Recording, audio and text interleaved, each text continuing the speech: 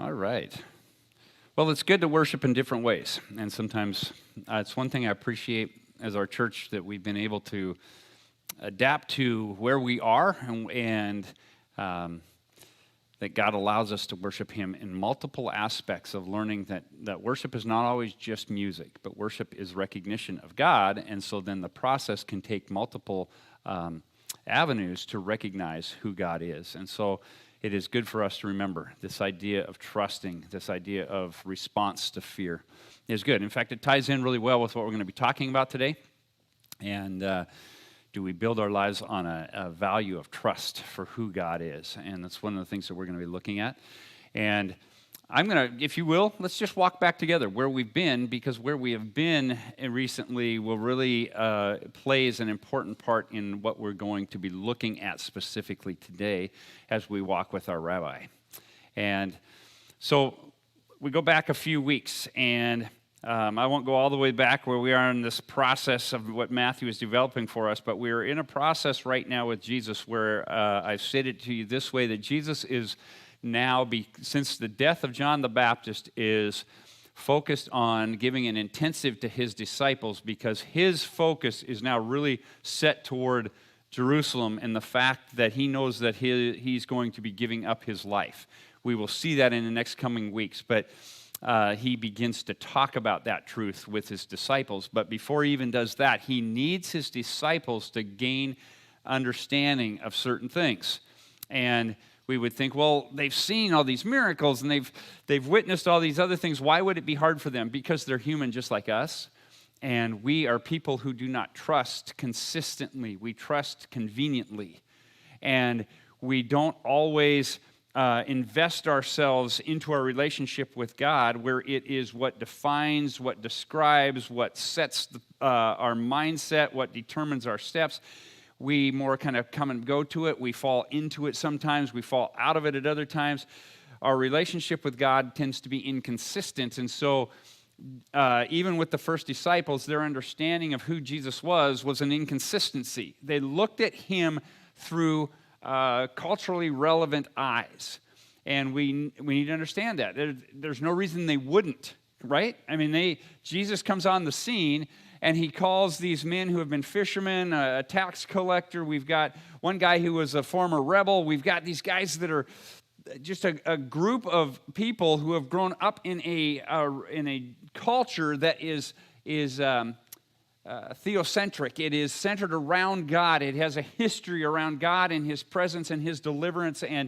And so there is all activity, all thought, everything is centered around that. So much so that the very center of the main city is what? The temple. God's dwelling place with his people. Everything is centered around an understanding that God is with his people. However, as we're going to see and we've been seeing, Jesus needs to break through the current cultural understanding and interpretation of God's law and what his presence means. He's got to break through it because it is actually leading people away from God. That's the challenge that Jesus faced.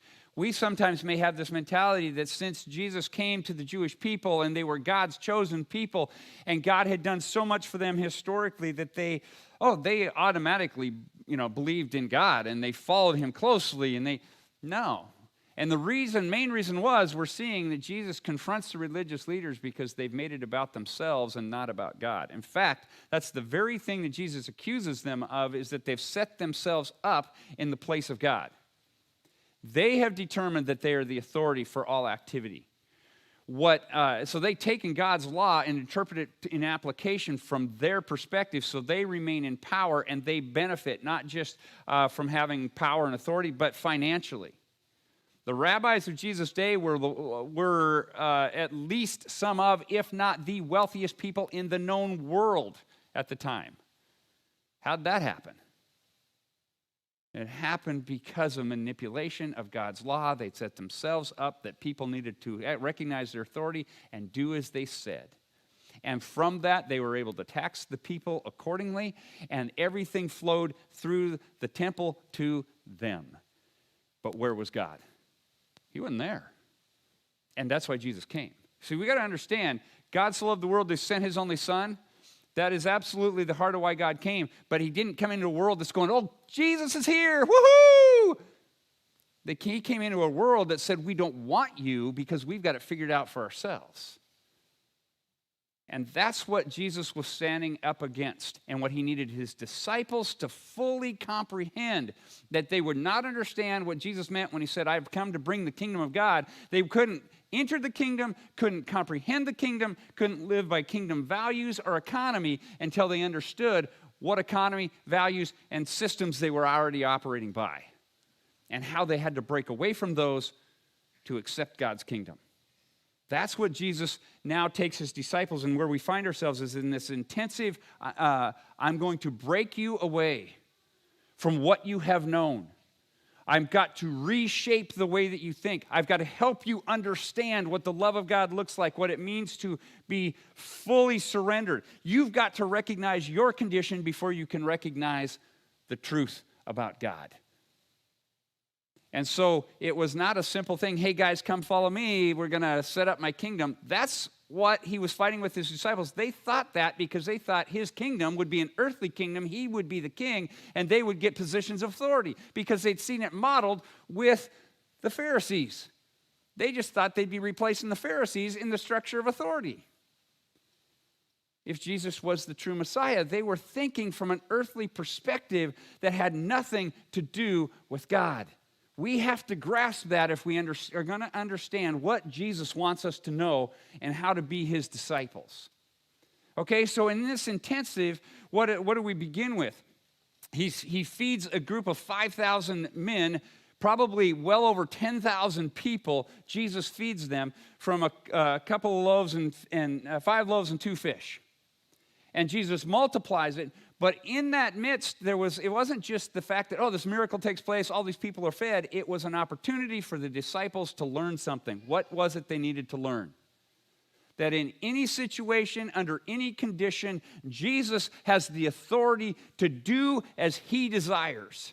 There is nothing in this physical world that can keep in or contain His power and His authority. Far greater than anything else in this known world. Far more authority than the Pharisees and the Sadducees, can't be bound by the things that we look at and go, I don't know what we're going to do.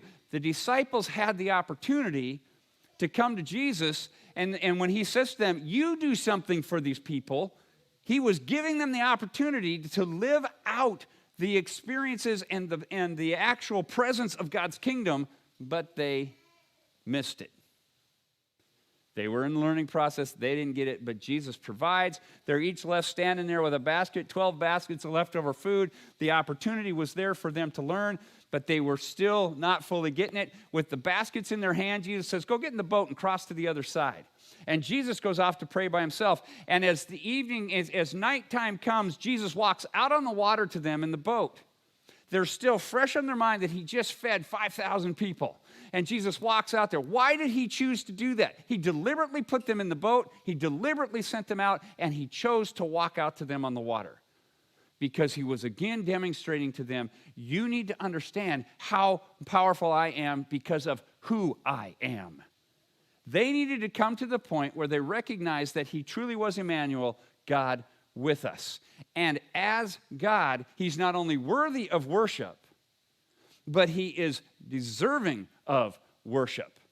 And that they needed to shift their mindset to see that there's nothing in this world that needs to shape their understanding of how life is lived other than Jesus.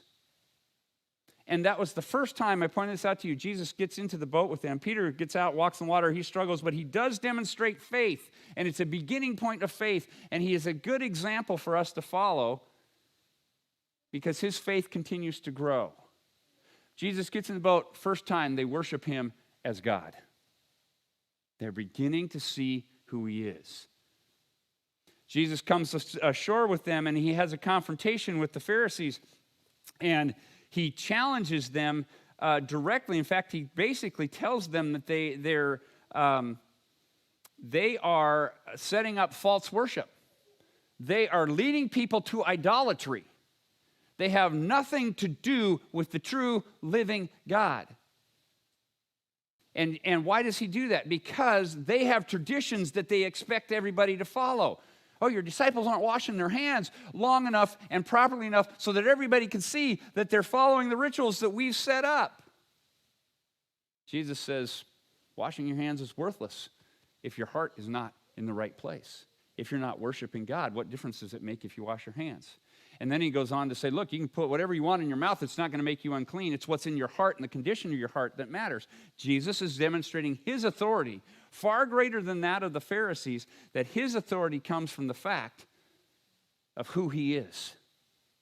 And that people need to worship him for who he is.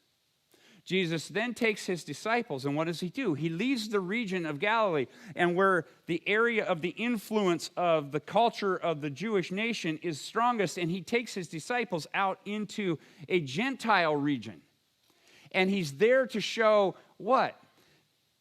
They meet a Canaanite woman, a woman who is by history an enemy of the Jewish people. And she is also a woman, somebody not allowed to speak to a rabbi. And she approaches Jesus requesting of him, save my daughter who's demon-possessed. And in that process, what is Jesus exposing? Well, his disciples come to him and say, rebuke this woman and send her away. He seems to respond in a way that doesn't give any value to her whatsoever. Jesus is operating according to cultural norms and demonstrating how flawed and ugly they actually are. That somebody of a different nationality, a different skin color, a person of different ethnicity, a different gender, all of these things that culture says they're worthless because of X, Y, and Z, Jesus says, no, she isn't. You want to treat her that way, but God doesn't treat her that way. I won't treat her that way. And because of her faith in Jesus, her daughter is healed. And again, Jesus demonstrates his absolute power over all conditions and everything. He doesn't even have to touch her. He doesn't have to say anything. He just says to the woman, your daughter is healed because of your faith. You see what the disciples are being put into this intensive where they're having torn back from them everything that has determined how they live their lives. Whether it's from the religious leaders that are telling them what traditions they must follow, how they wear their clothes, how they wash their hands, how often they go to the temple. All of these things have been determined by the Pharisees. Or if it's on the other side of it where culture says these people are worthless, don't give them time, don't bring them into your house, don't eat with them, don't spend time with them, don't talk to them. They will make you unclean in the presence of God. And God himself says, no, they're not. It's faith that matters. It's the heart that determines a person's ability to enter the kingdom of God. His disciples needed to be hit up alongside the head because they too operated by prejudice. They too operated according to the culture of the day. You see what Jesus was doing? Now let's join our rabbi once again. And we're going to go through a little bit longer section here and I want you to pay real close attention. What Jesus does. All the things that I just walked you through, guess what's going to happen? We're doing them again. Now, I want you to ask yourself a couple of questions as you listen to what we're reading through here. Why is Jesus doing this again? What is it we're supposed to learn? If we can ask ourselves those two questions, put ourselves as disciples at his feet, there should have been some lights going on for them. There should be some lights going on for us. Because Jesus is taking them back again and doing this all over. And they should be going, haven't we been here before?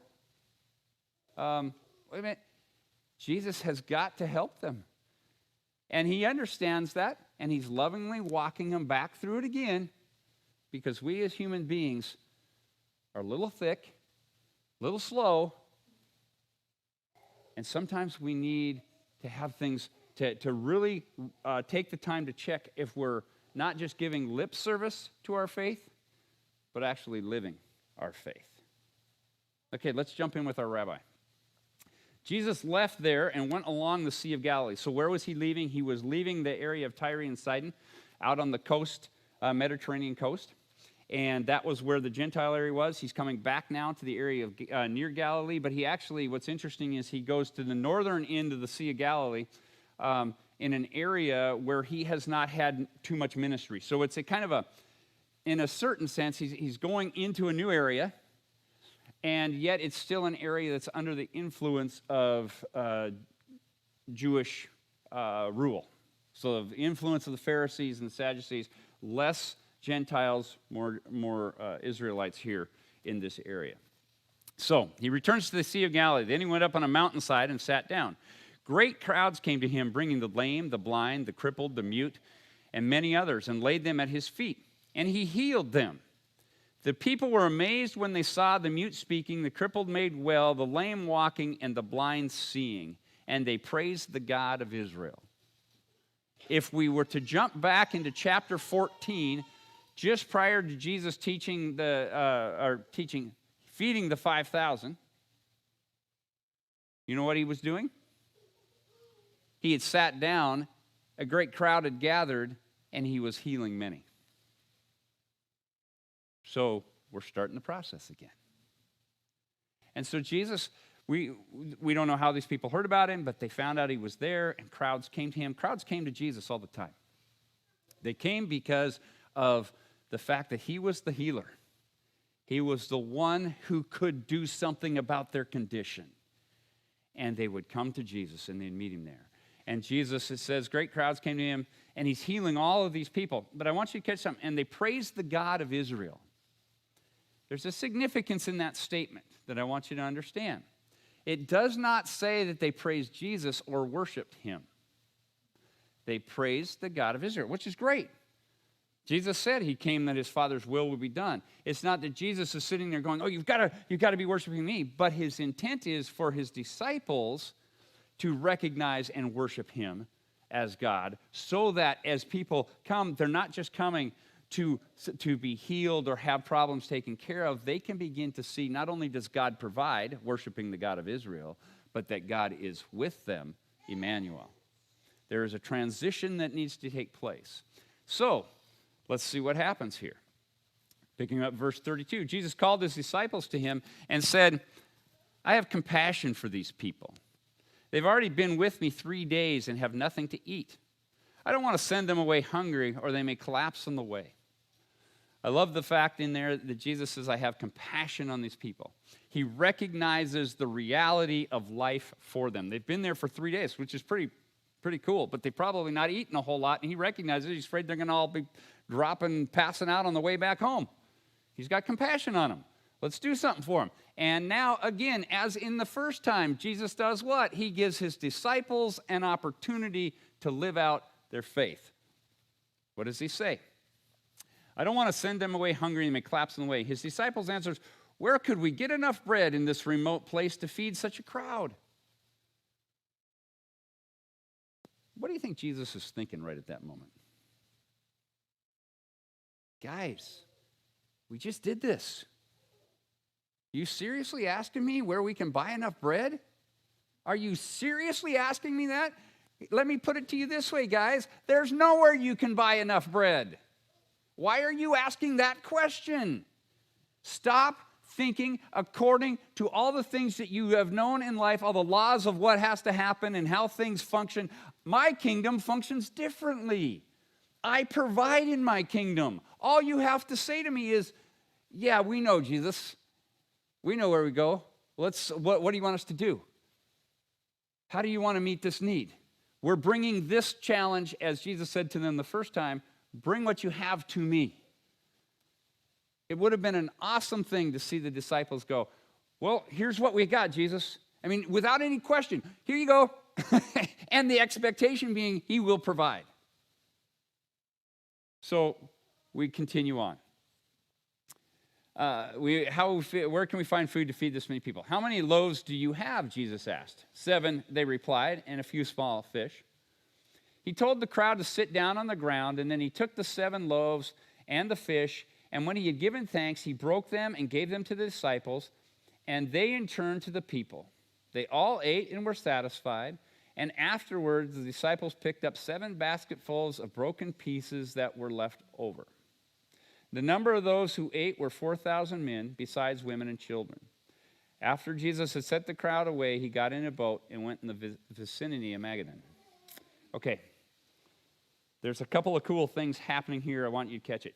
If you remember back when he fed the 5,000, he handed out baskets to each of the disciples, and each of them had a basket full that came back to them. There was a personal application in this for each of them to grasp.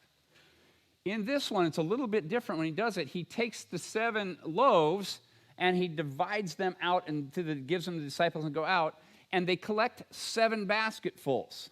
Again, there's a connection between the two sevens. The sevens being that exactly what was given, multiplied, was returned. It's one of the things that we're being told in this process. But here's a cool thing. The baskets mentioned in chapter 14, when we were first looking at the feeding of 5,000, the type of basket was a shallower, just a basket like you would carry. You want to know what's cool about the baskets that are mentioned here? They're huge baskets, big enough for a human being to fit into. So we're talking massive baskets. Jesus took these 7 loaves of bread and a few fish and put them out there, and not only was everybody satisfied, but they had these 7 massive baskets, huge baskets, with food left over. What do you think Jesus is wanting his disciples to see and think? He's giving them a visual perspective of the reality that not only do I provide, in my kingdom, there is always excess. There is always more than you can anticipate. I can take anything and use it not only to bring benefit where it is needed, but have leftover blessing for anyone who needs it. Those baskets were probably big enough and full enough that it took a couple of them per basket to even move. Who knows what happened with that basket of food? My guess is people that had eaten came up and filled up for the return trip home. But we need to get this picture. Jesus isn't just meeting the minimum.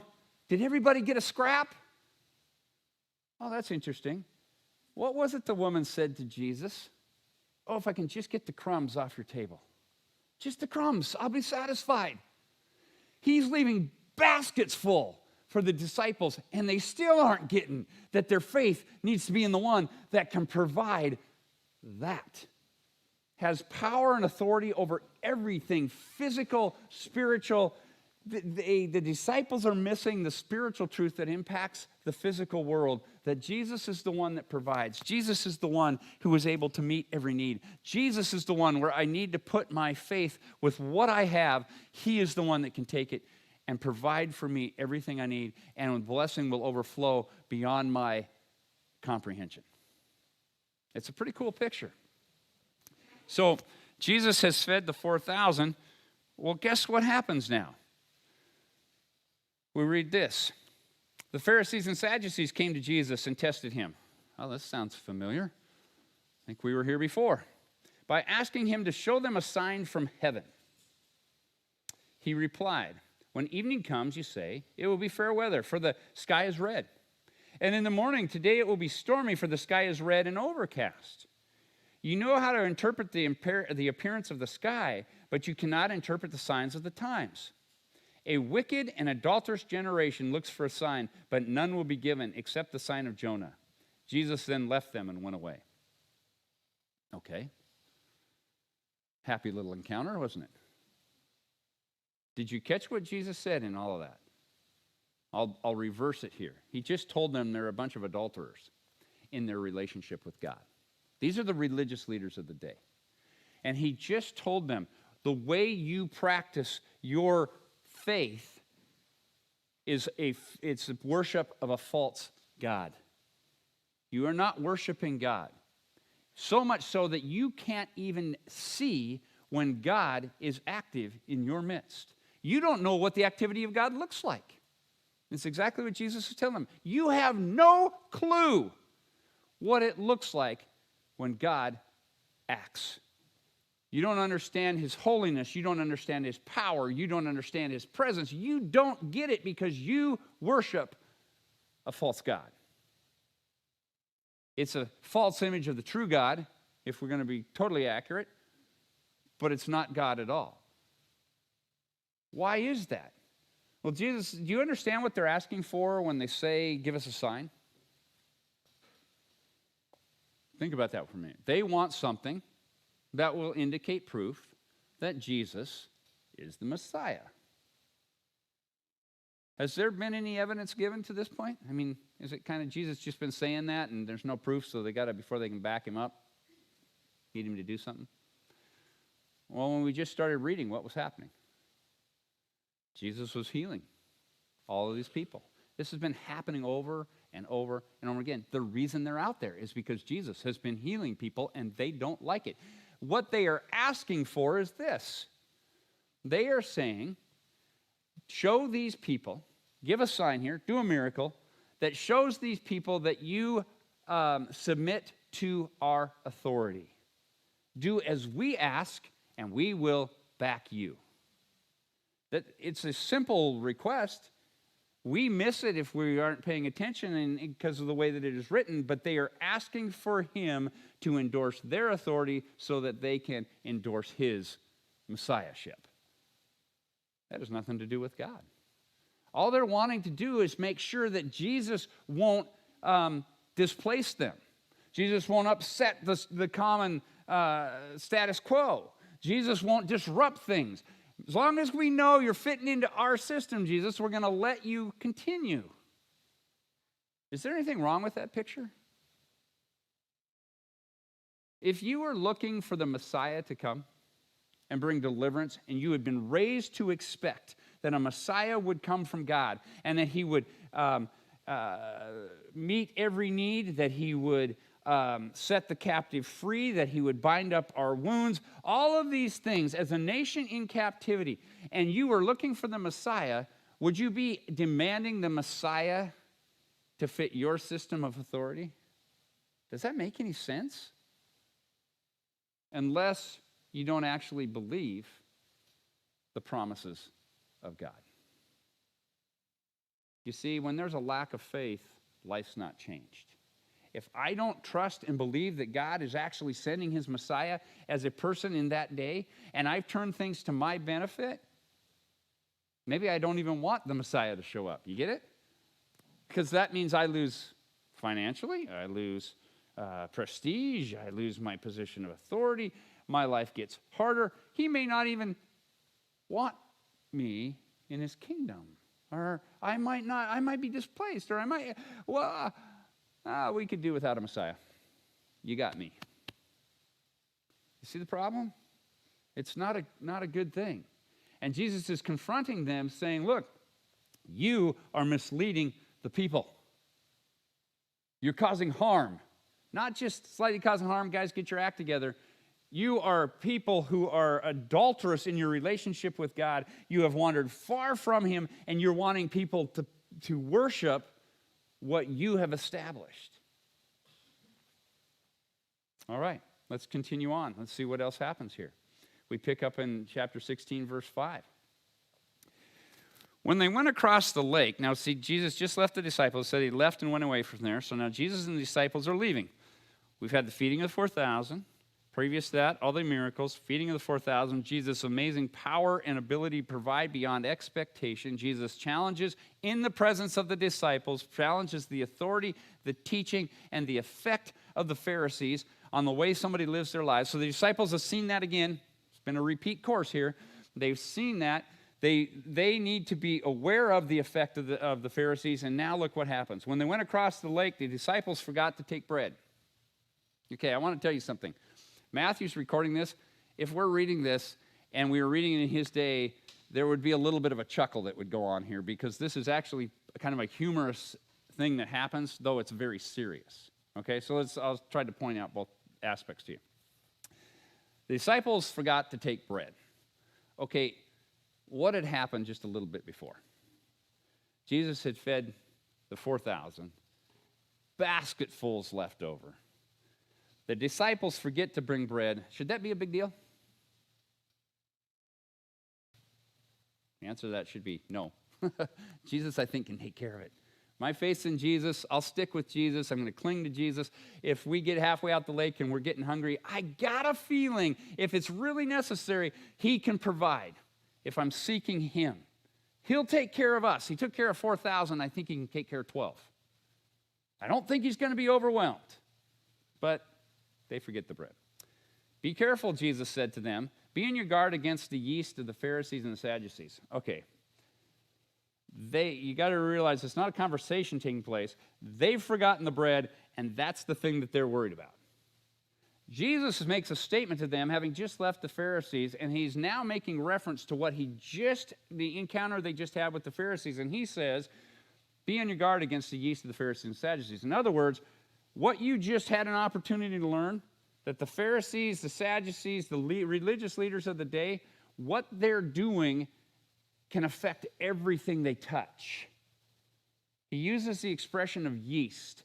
Yeast in a loaf of bread affects the whole loaf. He's saying you've got to be careful of their teaching. You've got to don't follow the Pharisees and Sadducees. They will affect everything in the way you think. He has just demonstrated not more than a few days before.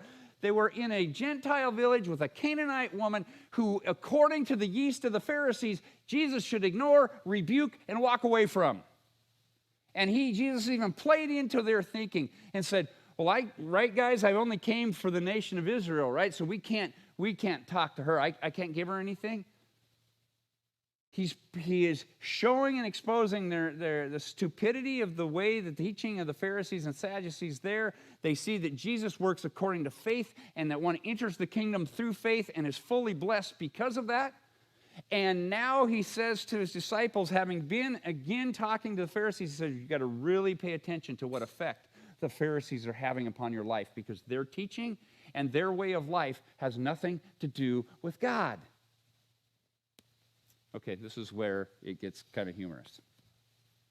The disciples, they discussed this among themselves and said, it's because we didn't bring any bread.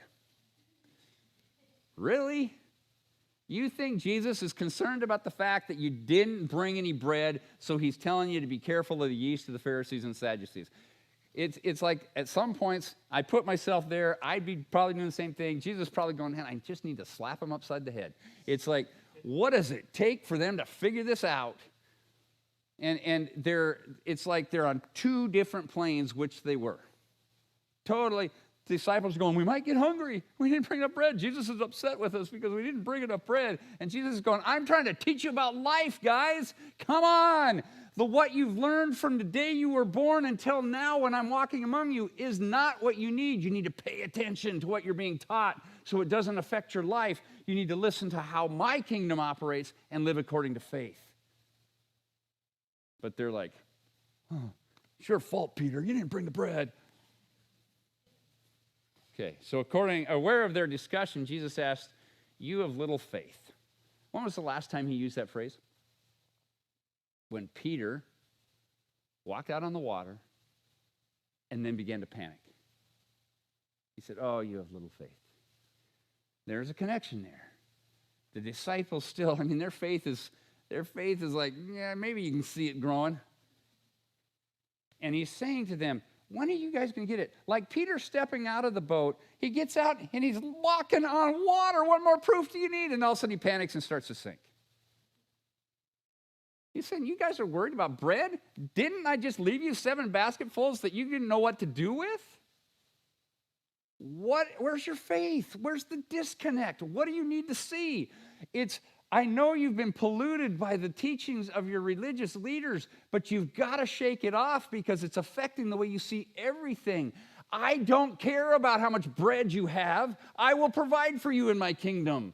Seek me with all that you are, all that you have, every thought that you have. Focus it on me, and I will take care of you. It is far more important that your heart be centered on me and be seeking God than it is whether you have bread to eat on our little trip. Now, we don't get tripped up in things like that, do we? Never. Except maybe every day. Okay, let's go on just a little bit further to see what Jesus says here for a minute, and then we'll get back to that. Do you still not understand? Don't you remember the 5 loaves for the 5,000 and how many baskets you gathered?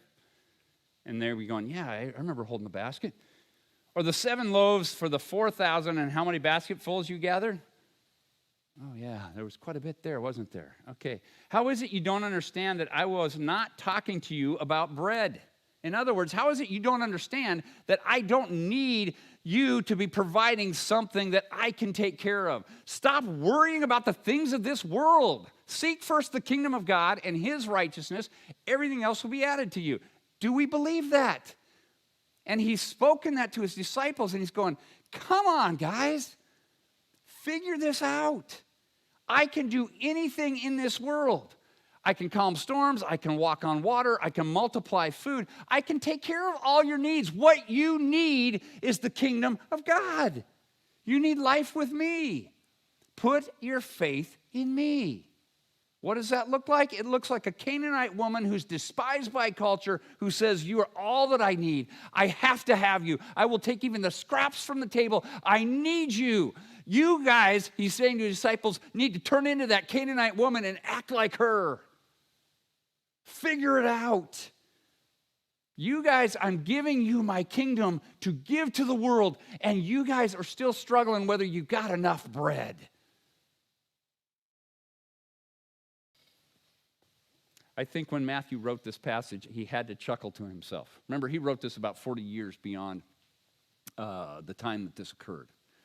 He had to be laughing at this point and going, yeah, we were thinking that Jesus was worried about having bread. Now we kind of get it. His kingdom is not of this world, but it affects how I live in this world, and it sets me free. And when I have my faith in Jesus, no matter what my circumstance or my condition, God is with me. God provides. God delivers. Renee talked about fear and trust earlier as we were worshiping God. Do we worship him for who he is, or do we worship him according to the expectations of our culture? I want you to think about that, because the disciples worshiped God according to the expectations of their culture, and they couldn't see Jesus. The Pharisees worshiped according to their cultural norms that they had set up, and they didn't even know what God looked like when he walked in their midst. We, I think, have the same problem. We operate always based on, what do I owe? What am I going to eat? What's going to happen with this? How's this problem going to be solved? What am I going to do here? Have you brought them to Jesus and said, multiply what I have? I can't meet it. It's yours. I need you. I just want some scraps from your table, Jesus, because I need you. If we started doing that, do you know how many physical problems would be relieved? I mean, literally. We would be experiencing health like God intended. And again, hear me clearly on this. It's not a health and wealth and Jesus wants you to have a mansion. That's not what I'm saying. It's a faith that delivers because of who God is. Jesus said that I've come that you might be able to live in the kingdom of God. And that kingdom, the door to the kingdom, is recognizing my condition and putting my faith in God. That Canaanite woman was the absolute perfect picture of what it is that Jesus requires for someone to enter the kingdom. And in a way, she stood as a warning to his disciples. She's entered the kingdom. Where are you guys? You're worried about the bread that you left behind. Really? That bread's going to mold and disappear, and you won't be satisfied by it tomorrow because you've already eaten it today. Stick with the kingdom and with the king of the kingdom, and he will provide for you in excess that overflows in blessings that you cannot comprehend. Let's let that dust settle just a little bit on us today. I want you to think about and realize something. We just walked through a section where Jesus taught a lesson through practical experiences, and then he had to repeat it again in the same and very similar practical lessons. Why? Because his disciples weren't getting it. Okay, let's let that dust settle on me a minute. What am I not getting in my relationship with God? How often do we find ourselves in a repeated pattern with God? Things get tough. I panic. I try to solve it myself. I try to try it a little bit harder. I panic some more. Okay, I'll pray. Okay, God, I've tried everything I can. You want to step in and take a little bit of this? Okay, good, thanks. Thanks, God, you delivered. Perfect. I go down the road. This problem arises. I panic a little bit more. You see the pattern? We repeat the pattern all the time. So you think there was a reason why Jesus needed to repeat the pattern? Because we just don't figure it out. We can't figure out why last year I was struggling with how to parent my kids. And you know what? Strangest thing. Same thing's happening again this year. Same behavior, same concern. Hey, it ebbed down. Everything was going great. All of a sudden, I don't know what happened, but all of a sudden they're doing the same thing again. What do? I'm going to panic. I don't know how to treat this. God, save them. Okay, I'll take over now, God. Got it. It's fine. You see, we go into these patterns, and we just keep repeating them. Do you know what it demonstrates? We're more worried about the bread than we are faith in God. We want to make sure we have. So we're always worrying about whether we're filling up the cupboard with enough food rather than, is my life being an expression of who Jesus is? And Jesus says, live your life for who I am, and everything else will be given to you. And you won't have to find yourself in that repeated cycle of a little bit of faith, and then you panic and sink. And then you start over again, little bit of faith, panic and sink. Faith needs to start to grow because Jesus isn't changing. I need to change. I need to change in response to who he is and allow who he is, God with us, the sovereign over all things. He can stop the sun. He can change the length of a day. He can determine when it will rain and when it will not rain. He will determine anything. There's nothing out of his control. Why am I worrying about the bread? Well, because it's immediate. Because I need to have my appetite satisfied. Jesus isn't saying, deny your appetite, shrivel up and die. He's saying, seek me first, and you'll be more than satisfied. I will give you baskets overflowing. You can stand in the baskets if you want to see how much I can give you. Do you see the pattern of what Jesus is wanting his disciples to get? He needs us to break the pattern of unbelief and start living by faith. A faith that allows me to grow. Today I trust I can take one step on the water, but tomorrow I'm going to dance with Jesus on the waves. Today I may be concerned about what's in the cupboard, but I know tomorrow Jesus is going to be the one providing, so I'll bring it to him. Today I'm concerned about how to handle the pressures that are put upon me, but I will cling to Jesus because he is the one that will provide. You see, we worship in our faith when our faith expresses the truth of who Jesus is. Otherwise, like the Pharisees, we can find ourselves worshiping a false image of the true God. I hope we get it. It's critical. It's central. It's life. We've got to allow our faith to shape not only what consumes our thoughts, but what drives our decisions, what determines what we cling to, and who we trust. Let's pray. Jesus, I want to thank you for taking me through these steps. Looking at it again, and I've got to admit, and I'm sure that all of us sitting here will, if we're honest, admit that we, just like the disciples, are those of little faith. And we find ourselves much more concerned about whether we forgot the bread than really life being determined by who you are. Because if we're wise enough, we've probably even had our own experiences where we have had nothing and you have given abundance. Help us to live by the abundance that comes from faith. Shape us, mold us, change us. Help us to learn. Thank you for allowing us to walk with you that we might see what it is to live in your kingdom. We want to be with you. Praise you in Jesus' name. Amen. I'm going to sing to close us out here this morning. No, actually I'm not. Just thought I'd give you a little worry there for a moment. Some of you are already praying in faith. Jesus, stop him. I love each of you, and I hope you understand in the process that some of the things that Jesus says can be very challenging to us. It really can be. That's good, though. Do you understand how good that is? Because if we already had it figured out and we already could accomplish, we don't need Jesus. I need Jesus. You need Jesus. He's the one that will provide in abundance, but we've got to place our faith in him, where he determines my motives, where he determines the things that I think about and what I dwell on, where I actually cling to him and trust even when things are not going well. So I allow him to provide according to his character. Think about that this week. Spend time praying about it. And beyond this week, let's just stay focused on walking with our Rabbi.